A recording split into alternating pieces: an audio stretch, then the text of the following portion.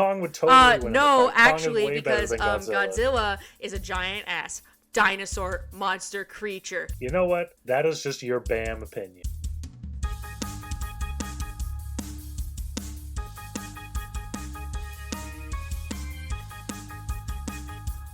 That's right, folks.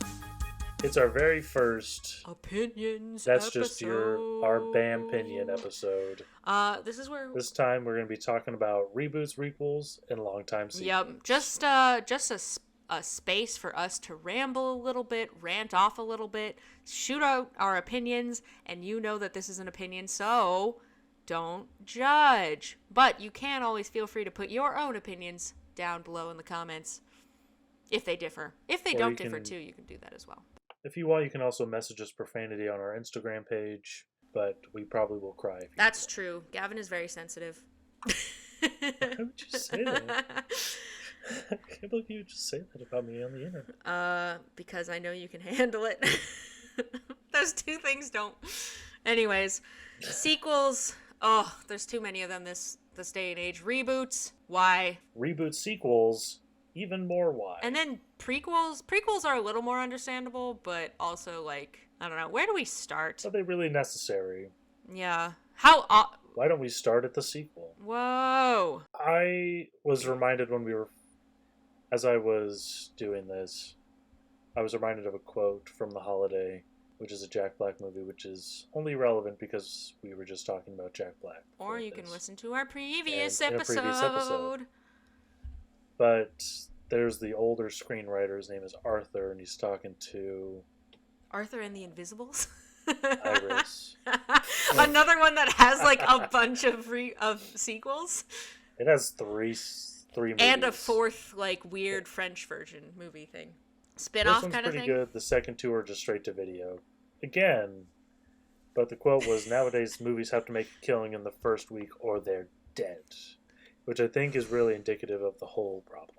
Well, and is that saying that, like, because if they don't make a killing, then they can't have a sequel? Or if they make a killing, then they should have a sequel? Or if... I took it more as, like, if it doesn't make a killing, it signals to the studio that this movie is not worth making and movies of this type are not worth making.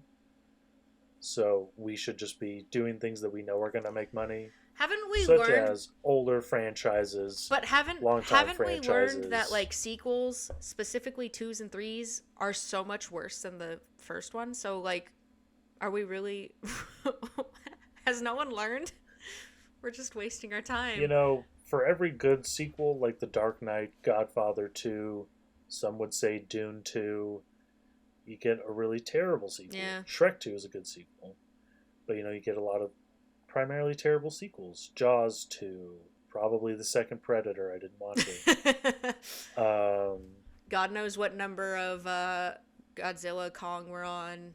Planet of the Apes, Fast and Furious, Mission Impossible. Fast and Furious 2 definitely counts.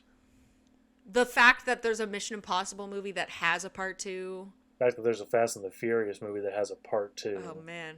Like, I'm just saying, it doesn't need a part 2. You can just call it 10 and 11. Well, and here's the thing is, like, okay, franchises, sure, whatever, and I'm sure they've made a ton of movie on the Fast and Furious, and sometimes it's just, you know, the actors that they have in them.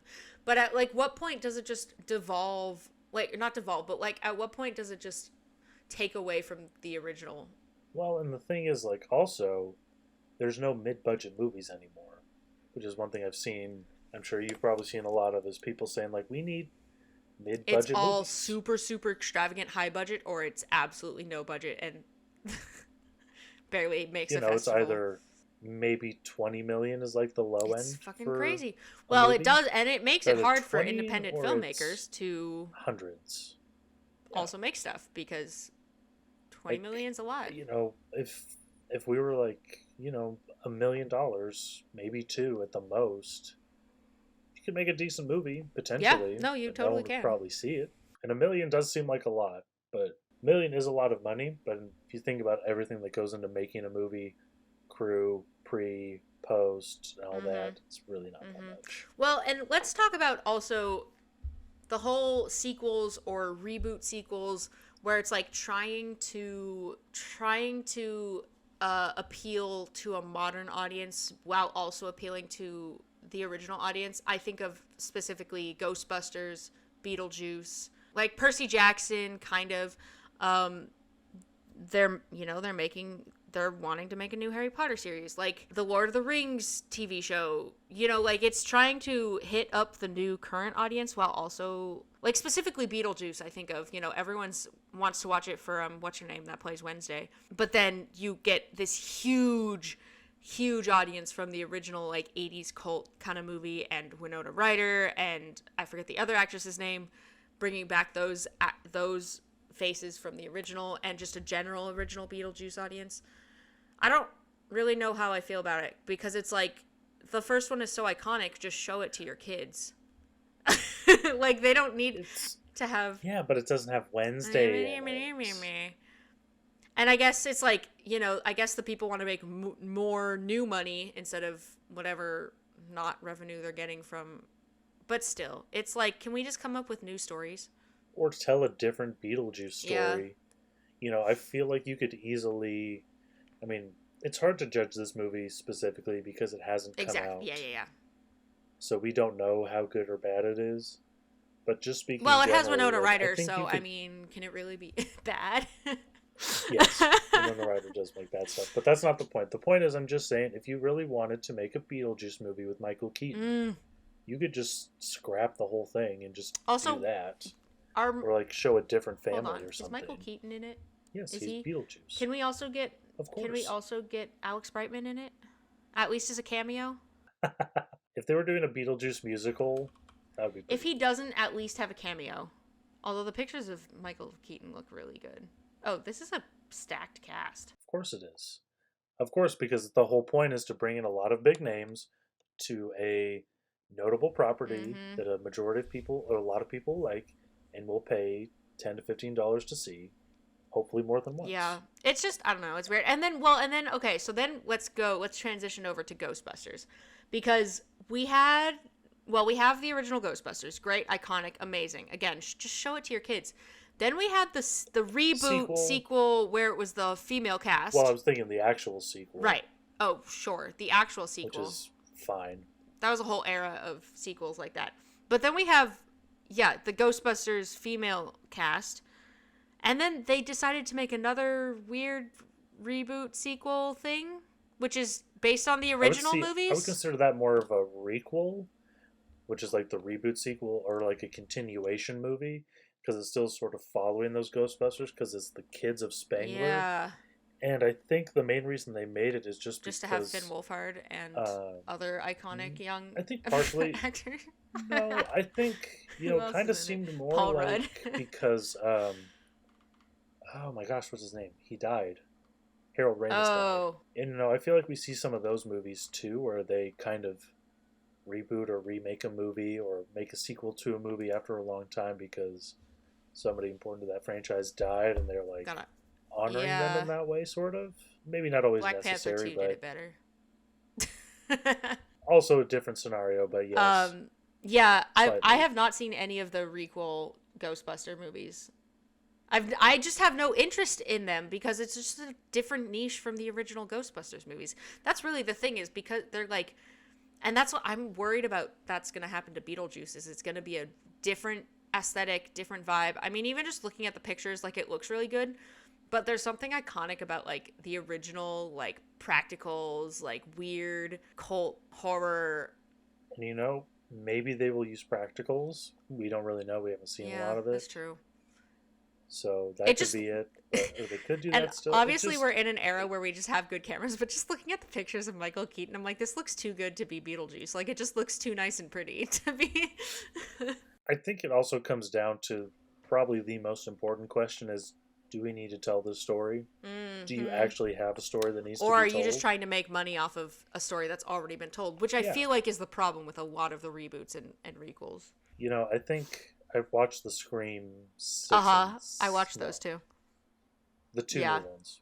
I don't remember what number they are. But I think, I would call them a little unnecessary and definitely cash grabs a bit. But at least I feel that they sort of deviated enough from the story to make it important. The most recent one, I think, where they had the Scream copycat had like a whole, or they have the whole Scream museum, like that's kind of Yeah. fun in like a memorabilia, like throwback to the original, to the original media kind of way. I like that. I think, I definitely feel that, and they connected it back to, it felt like a more necessary story. Maybe, Mm-hmm. again, I would still say a bit of an egregious cash grab, but, they still told a different story. They weren't just kind of re-hitting the same points in the first Scream movie, more or Which less. brings me actually to Dial of Destiny. Didn't You watch should. that. I thought that was a really good not recap, but a really good like closure kind of with Indiana Jones, because I mean Harrison Ford has talked about not wanting to do it too much longer, but also he's getting older and can't necessarily do all the stunts and physical things. And we had our throwaway fourth Indiana Jones. That was dumb. But Dial of Destiny I felt was a really good like fan film of like kind of closing out the story, and like I can understand that version of like a And I think that's sort of, I didn't see it, but I think kind of what I was saying with the Harold Ramis thing is it's just essentially giving closure to this yeah. character, maybe. And I think they're not always good, but I think it's at least a better something. They're still always Oh cash sure. grabs. Just to be honest, it's always a cash grab. But saying goodbye to these characters is one of those things that is another reason they do these types of Right. movies. I was trying to. I think a good example, actually, of a sort of requel, like a reboot sequel type movie, is probably Jumanji: Welcome to the Mm-hmm. Jungle, Mm-hmm. because it is vastly different from the first one. It It's an connects entirely maybe a different few aesthetic things in a way, here and there, but it also, yeah, it's its own story. It feels more necessary, and it feels like they're not trying to retell Robin Williams' No, Jumanji. although I will say that one is definitely a cash grab in like the faces they got to be involved, and that it is definitely gearing towards a younger audience. But they do it smartly in the way of like, we know the audience, the young audience that wants to see this movie, their parents grew up with the original Robin Williams, so it like appeal, it's trying to appeal to both of those. But then they made a sequel to the requel, and isn't there a threequel? I don't even know. I don't know. The what you were saying though about like saying goodbye to characters and closure makes me think of Breaking Bad and Better Call Saul and what's it called? The movie. What's the fucking movie called? Furiosa. No, the Breaking Bad movie. I literally just Oh, watched it. El El Camino. Camino. Yeah, El and Camino. El Camino in like a in that story, it originates with Walter White, and we weren't supposed to have Jesse the whole time. But once we say goodbye to Walter White, it's like, okay, but we've spent 6 seasons caring about Jesse. We want to learn more about Saul. So I did like that. I liked how it went, how they made the movie for Jesse, because it's like you don't need 6 more seasons to do it. I don't know if we necessarily needed 6 seasons of Better Call Saul. I haven't watched it all, so I don't know. But it was a good, El Camino is a really great closure moment. Yes, I think El Camino is a really good example of like a sequel that is telling a story that kind of needed to Yeah, be yeah. told. Because Jesse's left on such a cliffhanger. It's like, we like Jesse. What happened? Right. And it still leaves you open ended too. It just gives you a little bit more, which is great. And that kind of closure. It makes me think of, okay, so The Walking Dead is one of my favorite franchises. We all know this, blah blah blah blah. I talk about it way too much. Originally, we were supposed to get a Rick movie. Actually, we were supposed to get like 2, I think. I don't It know, was 3, wasn't 2 or it? 3. I don't know if it's confirmed but it feels like it's that idea of the 3 Rick movies has kind of been replaced with the current Rick Michonne I might offshoot. be wrong, but wasn't that pre-pandemic It when they was said that? pre-pandemic, but they Okay, so I always think still were like, we're still gonna have like, well, we wanted to have a Daryl Carroll show. Now it's just Daryl, whatever. But I feel like it's kind of been replaced with the Rick Michonne show, and I don't really know how I feel about that, because I think if they had done a movie like El Camino, especially for all the characters that we love and kind of want to keep track of, I think it would have worked a lot better. Not to say I don't love me some good new Walking Dead content, but I don't think, I mean, the show itself went on for so long that we can only go on for so much longer. At this point, it is just cash grabs and keeping that fandom around, but... I would say, in maybe defense of Better Call Saul, I think the necessity of telling Saul's story comes from his general mystery, and it's like, he seems like kind of it's just sort of it's a very smart, path. it's a very smart spin-off, you know? Because we don't get a lot of Saul in the show because of that mystery. So you do get to kind of dive into it. But, you know, then there's the cash grabs. You know, as we've said, they're all cash grabs, let's be completely honest here. They're all cash grabs. But like... some are more necessary or justify their existence more than others, such as El Camino. Did you finish Better Call Saul? No, I didn't. Because I'm wondering too, and I mean, I know there's a specific formula to the way they do Better Call Saul, but I'm wondering if they had just done a Better Call Saul movie like they did El Camino, just to give us a little bit of that mystery. I don't know. I don't know if we necessarily needed every season of Better Call Saul. Again, I haven't watched them all. But that's kind of where it becomes that cash grab, is like when you just have an obnoxious amount of seasons. Some obvious ones I think of are Hobbs and Shaw. The Fast and Furious spinoff is just because The Rock and just because Jason Statham. And then Furiosa. Furiosa is interesting. I don't know if that's I don't know if that's the route I would have taken for another Mad Max movie. Again, it hasn't come out yet, so it's hard to kind of judge it. I did just see the trailer for it, and it honestly reminded me of just dystopian Fast and the Furious. I mean, is that not what Fury Road is? Like, you're right. You know, I don't know. It just doesn't seem like... I think the other thing is, like, Charlize Theron's not in. Yeah, which was the whole, like, iconic... What's the point? Part of Furiosa. I mean, I love Anya Taylor-Joy. People like Charlize Theron. Why is she not doing this movie? I don't know. She probably would have done it. I don't know. Or, you know, I think it's also just because it's an origin story. And I think the more you make origin stories for mysterious characters, the less interesting they become. Like the Joker.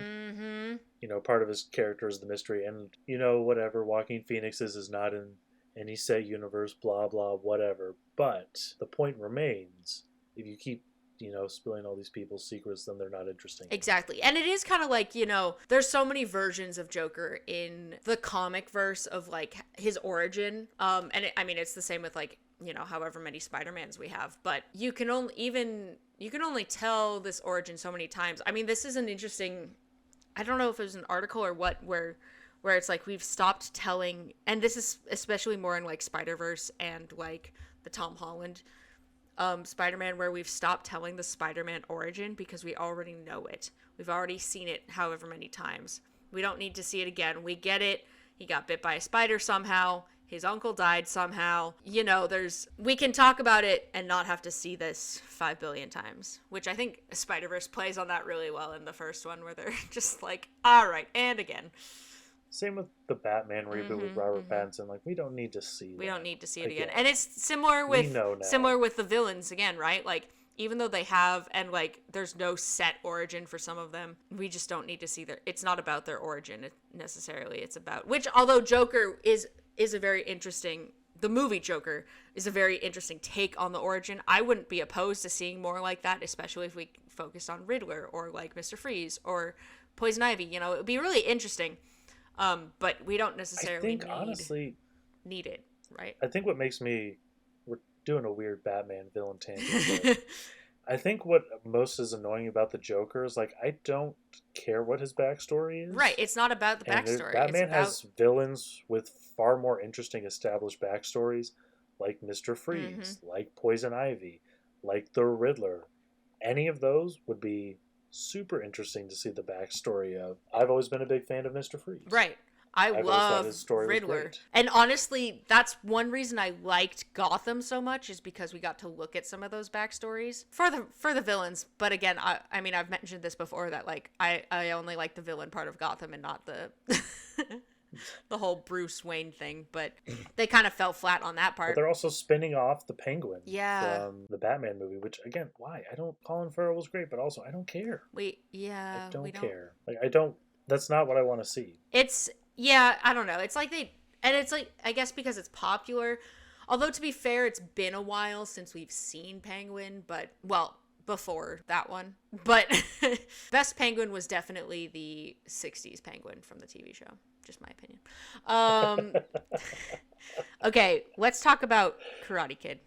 Amazing, great movie.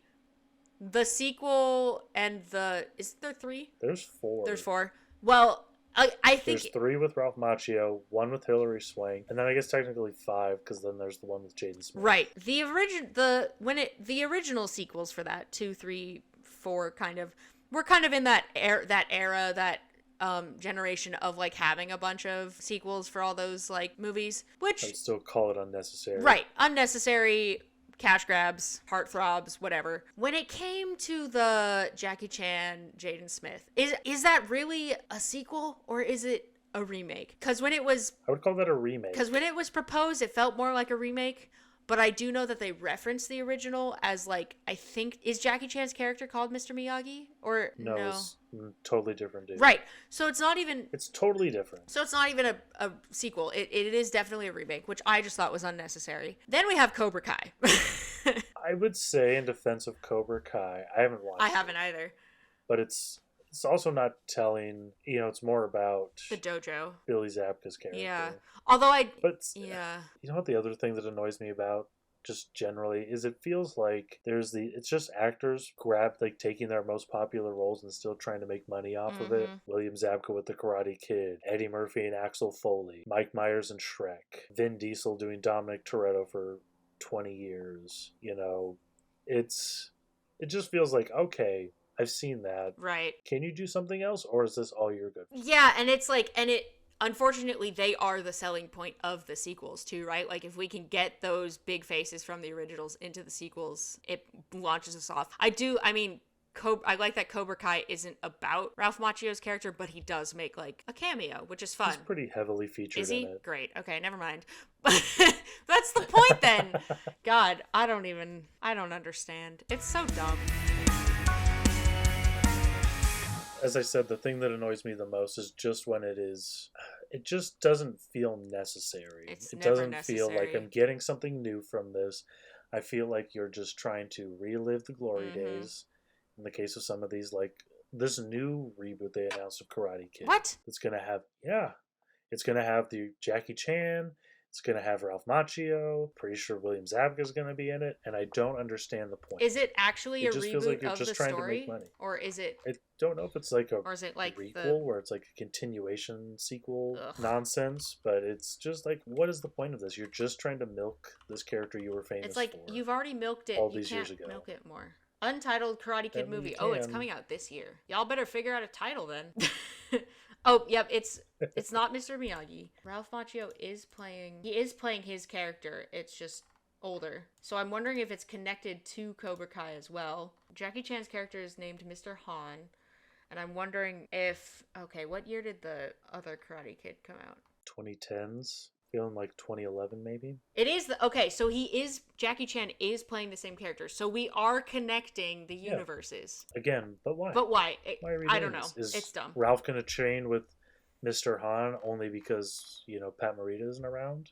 I don't know. It's dumb. It just feels like you're trying to keep the magic alive. It's pretty much the same as like anybody who peaked in high school. Yeah. Trying to relive the glory days. It really is. It's the same thing. I mean, that's exactly what it is. And I'm wondering... At least that's what it feels like. Yeah, I'm wondering how much it'll connect to Cobra Kai. Because, if you're going to do something like this, at least justify why you exist. Right.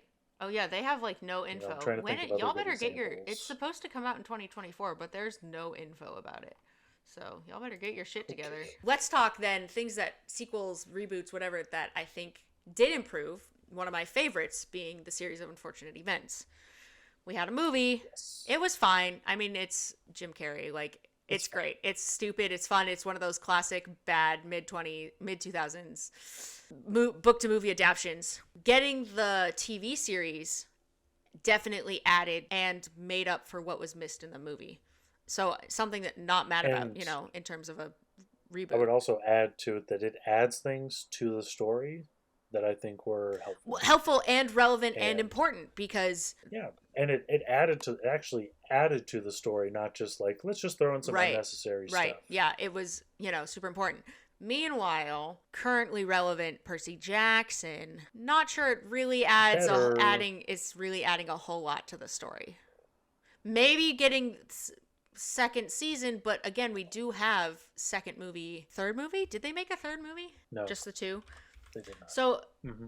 it's like, yeah, I don't know. Just the way that they did this TV series, I'm not sure it's really adding a whole lot, except maybe looking pretty. I don't know. It also comes down to a couple, like, as I mentioned earlier, it comes down to, I think, care for the Mm-hmm. material, being willing to take your time with it. And if you're going to add something, make sure it's actually worth adding and not just adding stuff just to add it. And, you don't have to rush things. So, like, one thing I know they did in the Avatar live action is they did the Cave of Two Mm-hmm. Lovers, which doesn't happen until season two. And they have, like, Azula and May and Ty Lee, and, like, those are season two. You can just do season one. Right, it's You should be because it's a confident TV enough in the show. material you have.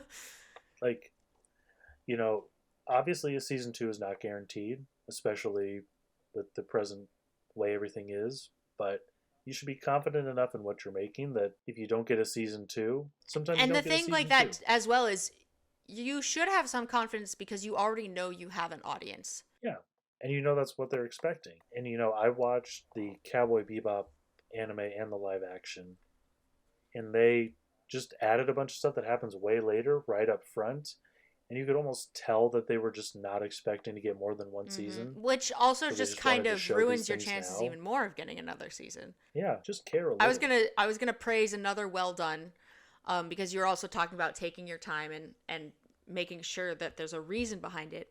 I want to praise Songbirds and Snakes, the Hunger Games prequel.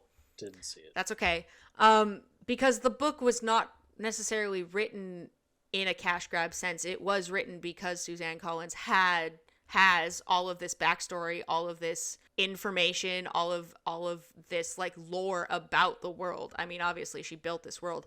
And so she wrote the book with full intention of, I'm giving you more info about this world, about these characters that we don't necessarily know a whole lot about. It was, when the book came out, it was kind of immediately picked up. It was like, we're going to make a movie, but that's because the whole franchise is like a big cash grab. Although the movie did well in some aspects. That's a whole other rant I could go on of goods and bads. But in terms of I mean, it gave something new, that whole talking about like giving something new. It's not just a reiteration of what we already have. It is giving something new to that story and franchise. Pivoting to a different franchise, Harry Mm-hmm. Potter, both the good and the bad of it. I think it is generally regarded as a decent adaptation of the books. It does leave some stuff out, but also they're movies. You can't have everything. I think it hits, in general, a lot of the most important parts. The Mm-hmm. characterizations are not always great, but Again, movies, not books, give and take, it's generally regarded as a decent adaptation of the material, and I would probably agree with Well, that. and what they originally intended and did with Fantastic Beasts too is that book, Fantastic Beasts, is like it's a prop book, right? It's a book that was made, like, it is an actual book you can get, but it's a book based on a textbook that they have in the world that talks about the beasts. And so just taking that book with just a character and knowing that he likes these creatures and having him just go into the world. Originally, the idea behind that movie was great, and that's why I think the first one is so good. Then they went off and continued to make more for cash grabs, and because they can't use the original trio very much anymore. But I think also the problem is the cash grab aspect of the Fantastic Beasts franchise, but they are shoehorning in these characters for no yeah, reason. yeah. Like if you had just made a Fantastic Beasts movie, or you had like just focused on the rise of Mm-hmm. Grindelwald, those are two Well, and separate that's the thing things. as But well, Newt Scamander doesn't need to is be is there. we could just have the one Fantastic Beasts movie, and then there's similarly made, they have the History of Quidditch book. So it would be interesting to have like a Fantastic Beasts movie, a Quidditch movie, and then a Rise of the Grindelwalds sort of thing as well. In these like separate movie moments. Everything has to be a You series know, and a cash grab these days though. but it's like, what story do you want to tell? Do you want to tell the story of Newt Scamander, or do you want to tell this backstory with Grindelwald? They didn't know. Both could be interesting, Shouldn't be together. but you just chose to do neither. Sort of a moot point because I will not be watching anything further. Yeah. However, But that's kind of the problem still in worth. general not just with reboots and sequels and whatever, but I guess specifically with those, is that everything is just a cash grab. Everything is just for franchise and money and whatever. And how can we make franchise materials to sell outside of the movie, blah, blah, blah, instead of like actually focusing on a story. You know, I think that's something that's come up a lot with movies these days, is there's not a lot of movies that are just new movies on their own, because a lot of them are sequels, reboots, requels, etc. And it's because no one wants to focus on the story. They just want to kind of cheap their way through it. Yeah, they're hoping that, dressing it up in a franchise that is good enough. Actually, that just made me think of one. So me and Bree just watched A League of Their Own, the movie, but they made that League of Their Own show, which was a decent show, but the problem is it's just dressed up as A League of Their Own, and it doesn't really feel like it. It's the show is more on like queer and women baseball players, and being black and wanting to play baseball in these times, and I think that's a very interesting show, but you have to dress it up as A League of Their Own, otherwise it's right. And I mean, you could tell those stories and just have it be not A League of Their Own, right? Or like have it be its own That's all concept. I mean. Yeah, it's just like it should just be its own thing, because you're calling it A League of Their Own, then people are getting mad when it's not the Gina Davis movie, but which means you're not paying attention. I think they were just not creative enough to come up with their own title. I don't know. I think that's another problem, is there are some ideas that are good ideas and good stories, but they're being dressed up in these franchises that people know. Like, honestly, like Jumanji, if it wasn't called Jumanji, I don't know if it would be as good. That's true. You know what I mean? That's true. Like, I think the idea of the video game idea is an interesting idea, and like getting trapped in a video game like that is a cool idea, but you have to dress it up like Jumanji, otherwise it's just Tron. Yeah. Jungletron. Yeah, for sure. Well, and it's interesting too that because they show how the Jumanji game adapts to society, to continue to be whatever it is. I mean, honestly, it'd be pretty cool to see like some older Jumanji games. Just yeah. Maybe that's just. I think it's funny though in the Jumanji movie where like it doesn't adapt to a new video game. Right. It's just an old version.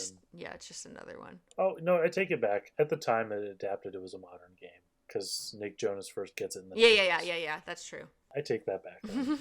Sorry, Jumanji. I wasn't paying attention. I forgot. Please forgive me. Never. I'll write the third one for free. Is it not already being written? I'll do it for credit. Shh. Shut up. I'm trying to get a job here. Damn. Pretty sure. Some of us are trying to get work. But also, all that being said, if you guys have any sequel reboot ideas that you would like for either of us to write, we're more than happy to do it. We could use the money and use the credit, so hit us up. If any big executives are listening, we'd be happy to do it. No, there is a third one. It's called Level 1. Is this not even... Hold on. Is it... What? Yeah, this is... Does it come out? It said it came out in 2021. I'm so confused. What? Oh, maybe it's like a short?